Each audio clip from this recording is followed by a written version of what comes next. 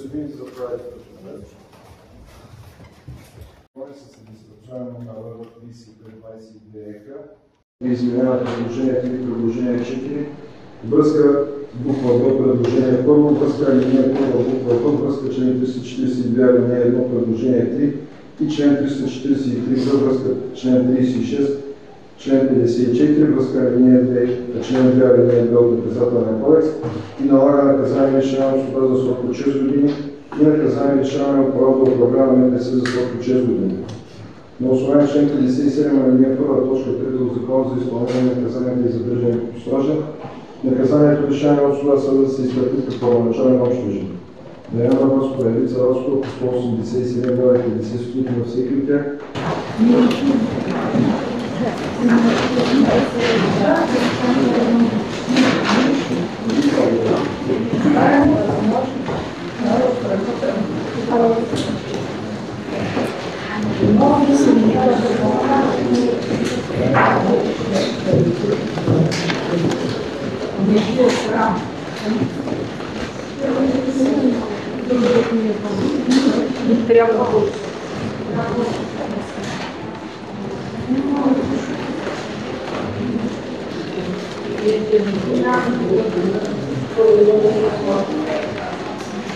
Така и нищо. И получаваш по-ниска присъда. Не, просто аз съм в шок. 6 години за нея, която е по-виновна, която е карала силно. Тя нарушава закона. И пак има по-ниска присъда. Не мога просто. Ужас. Вие призовахте за съвсем дълго наказание. Да. Искахме справедливост по някакъв начин.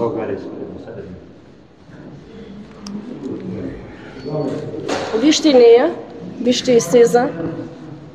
Тя е дявола в човешки образ. А вижте какви деца уби.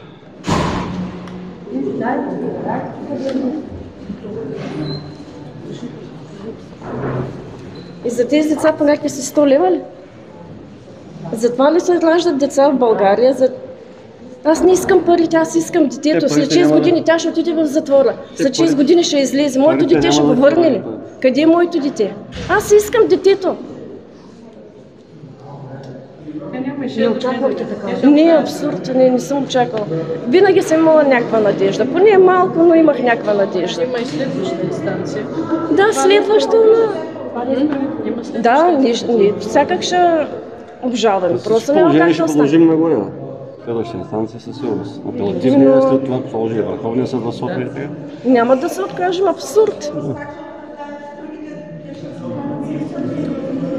Те ще направят, всички ще направят убийци. Всеки може да се изкара луд, минаваш трепиш и готово. И после ще оправиш. Да. Ами ако виждате колко полицая пазят. Пазят са престъпниците. Пазите от нас, да не я убиеме. Пазят от нас, които сме пострадали. Законите в България. Бягайте, деца. Всичко, което може да бяга от тази държава. Това не е държава. Това е държавата на абсурдите. Абсурдистан. На първо място имаме осъдителна присъда по отношение на двамата подсъдими, както по мнение на близките на загиналите деца и на пострадалите, така и моето мнение, че присъдата по отношение и на двамата е изключително в занижен размер. За мен е изключително необосновано подсъдимата Големанска да бъде с по-ниска присъда от тази на подсъдимия Николай Стоянов. Но, както предполагам и защитниците на подсъдимите, така и ние ще обжалваме тази присъда пред Апелативен съд Велико Търново, така че очакваме едно по-справедливо и по-сурово наказание, което съответства на извършеното деяние. Какво е вашето обяснение? Все пак тя е возила децата, а не шофьора, който получи повече. Те първо ще се запознаем с мотивите на съдебния състав, така че на този етап не искам да коментирам.